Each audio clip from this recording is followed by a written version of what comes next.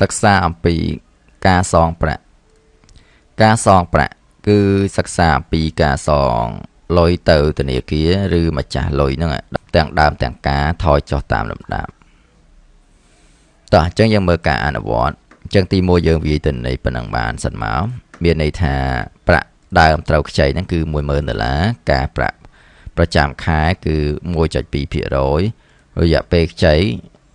គឺ12ខែហើយនឹងថ្ងៃដែលចាប់ផ្ដើមខ្ចីគឺនៅថ្ងៃទី12ខែ1 2013តោះអញ្ចឹងយើងចាប់ផ្ដើមវាយទិន្នន័យនេះចូលសិនបន្តមកទៀតបើយើងវាយលេខរៀងមកអញ្ចឹងយើងខ្ចីគេ12ខែអញ្ចឹងយើងត្រូវសងគេ12ដងតាមជួរនេះអញ្ចឹងយើងស្លេចលេខ1លេខ2ចូលគ្នាមកដាក់សញ្ញាលេខបូកខ្មៅរួចអូសចូលមកដល់12បន្តមកទៀតគឺយើងមើលថ្ងៃខែត្រូវសងអញ្ចឹងមានន័យយើងស្លេចលើ cell ឡើងមកស្មើនឹងdate ស្លេចលើ year ស្លេចលើថ្ងៃនេះមួយបិទវងកញ្ចក់ comma យកវាម៉ាន់ហើយស្លេចលើខែនឹងទៀតបិទវងកញ្ចក់បូក1មានន័យថាបូក1ខែតទៀត comma មកបានយើងវាយពាក្យ day រួចស្លេចលើ cell នឹងមករួចបិទវងកញ្ចក់2ដង enter អញ្ចឹងយើងចង់ឲ្យបានចេញជាម៉ូដផ្សេងគឺយើង select cell ហ្នឹងមករួច select number នេះរួច select custom នេះមកឧទាហរណ៍ខ្ញុំវាចូលDDD ហើយបានដក clear មក DD ដកមក MM ហើយបាន YYY តោះអញ្ចឹងឧទាហរណ៍ខ្ញុំយកម៉ូដអញ្ចឹងរួចចុច OK អញ្ចឹងវាទូចពេកទាញវាធំមកវាចេញចេះបានន័យថាថ្ងៃទី12ហ្នឹងត្រូវនឹងថ្ងៃអង្គារខែ2 2013តោះអញ្ចឹងប្រាក់ដែលខ្ចីគេគឺយើងស្មើនឹងសេខាងលើនេះតែម្ដង$10,000តោះអញ្ចឹងយើងមើលសងប្រាក់ដើមនេះស្មើនឹងនេះប្រាក់ដែលយើងបានខ្ចីហ្នឹង$10,000ចែកនឹងសេនេះរយៈពេលនេះ12ខែរួច enter មកបន្តមកទៀតយើងមើលសងការប្រាក់អញ្ចឹងស្មើនឹងប្រាក់ដែលយើងបានខ្ចីហ្នឹងគុណជាមួយនឹងនេះការប្រាក់ 1.2% enter មកតមកទៀតប្រាក់ដែលត្រូវសងសរុបគឺស្មើនឹងសាំបើវាចោតស្លេចលើប្រាក់សងជាមួយនឹងការប្រាក់ enter មកអញ្ចឹងយើងចង់ឲ្យវាទៅជាម៉ូដលុយដុល្លារយើងស្លេចលើវាចុះមករួចចុចលើនេះដុល្លារតែម្ដងតោះអញ្ចឹងយើងមើលមានន័យថាយើងខ្ចីគេ$10,000គឺប្រាក់ខ្ចីទៅនេះគឺសងប្រាក់ដើមគឺស្មើនឹង cell $10,000 ហ្នឹងចែកនឹង12ខែហ្នឹងសងការប្រាក់គឺស្មើនឹង$10,000ហ្នឹងគុណនឹង1.2ហ្នឹង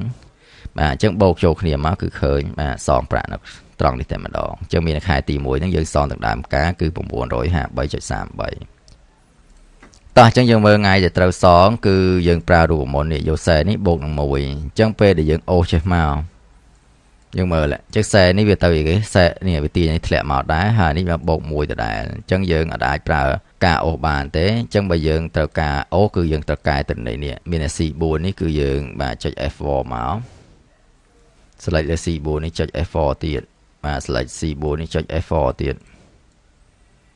អញ្ចឹងពេលដែលយើងអូសហើយយើងសាកអូសមួយសារទៀតមកអញ្ចឹងមានន័យថា cell C4 នេះវានៅដដែលតែខុសទិន្នន័យយើងបូក1ដដែលណាអញ្ចឹងដើម្បីអូសកើតគឺយើងមិនអាចបូក1នេះទេគឺយើងបូក select លើ cell នេះវិញកន្លែងលេខ1នេះគឺយើងមក select លើលេខ1ដើមនេះមករួច enter មក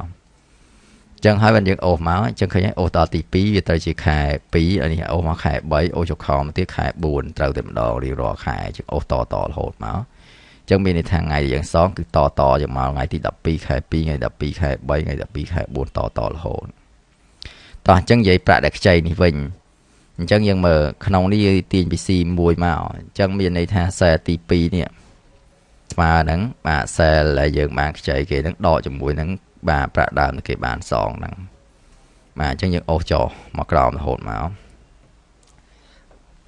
អញ្ចឹងវាអត់តដកឲ្យទេអញ្ចឹងយើងមើល cell ទី3នេះអញ្ចឹងគឺចំណាយហ្នឹងគឺថេសងដើមហ្នឹងគឺថេអញ្ចឹងមានន័យថាយក cell C7 ហ្នឹងគឺឲ្យនឹកមកយើងចុច F4 មកវានឹងហើយចែកនឹង cell C12 ហ្នឹងគឺនឹងណាឲ្យអូសចុះទេរួច enter មករួចអូសមកទៀតអញ្ចឹងពេលហ្នឹងទៅនេះវាធ្លាក់ចុះខ្លួនវាហើយយើងមើលសងការប្រាក់ហ្នឹងដូចគ្នាដែរគឺយើងយកប្រាក់នេះគុណជាមួយ 1.2% អញ្ចឹងយើង 1.2% នេះគឺនឹងគឺយើង select លើនឹងចុច F4 មករួច enter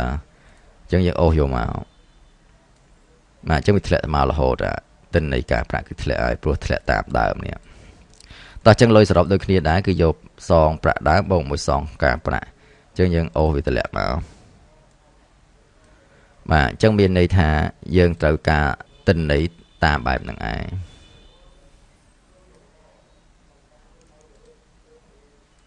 តោះអញ្ចឹងយើងចង់ដឹងសរុបមើលថាតើប្រាក់ដើមគេបាន 10000 វិញឬអត់អញ្ចឹងយើងដាក់ total ខាងនេះមកបាទអញ្ចឹងទី1ស្មើ30បើបងចោបើយើងសេចលើនឹងតាទៅម្ដងរួច enter អញ្ចឹងនេះប្រាក់ដើមគេគឺ $10000 ត្រឹមស្មើនឹងប្រាក់វិបាកខ្ចីហើយអញ្ចឹងយើងមើលការប្រាក់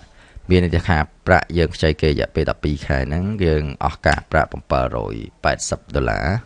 បាទអញ្ចឹងបូកទាំងដើមទាំងការយើងសាកបូកមកបាទអញ្ចឹងឃើញប៉ុណ្នេះវាជាទៀតពេលយើងទាញវាធំតិចមកបាទគឺឃើញ$10780ណាអញ្ចឹងយើងបូកខាងលើនេះក៏ត្រូវឬក៏យើងអាចយកបាទស្មើនឹងបាទ30បើកកញ្ចក់យកសែលនេះបាទខាម៉ាមួយមកសែលនេះក៏ត្រូវដូចគ្នាបាទអញ្ចឹងយើងមើលការសងប្រាក់តាមការថយចុះលំដាប់ហ្នឹងគឺគេប្រើរូបមន្តបែបហ្នឹងឯងតោះអញ្ចឹងយើងសាកដូរមកឧទាហរណ៍គេមិនខ្ចី 10000 ទេគេខ្ចីឧទាហរណ៍ថា 15000 អញ្ចឹងនាំឲ្យវាប្រែប្រួលទិន្នន័យទៅជាបែបនេះតោះអញ្ចឹងដូចគ្នាដែរក្នុងហ្នឹងការប្រាក់គេអត់មានយកដល់ 1.2 ទេឧទាហរណ៍ថាគេយកបាទ 0.9 អញ្ចឹង enter មកអញ្ចឹងនាំឲ្យការប្រាក់រត់ប្រែប្រួលបែបនេះវិញបាទអញ្ចឹងទំដងនេះគឺត្រូវហើយចំពោះរយៈពេលខ្ចី12ខែអញ្ចឹងបើយើងត្រូវការបដូររយៈពេលទៅពេលផ្សេងគឺកន្លែងនេះមិនអាចបដូរកើតទេព្រោះទិន្នន័យយើងវាចែកទាំងប៉ុណ្ណឹងអញ្ចឹងយើងត្រូវធ្វើ form មួយទៀត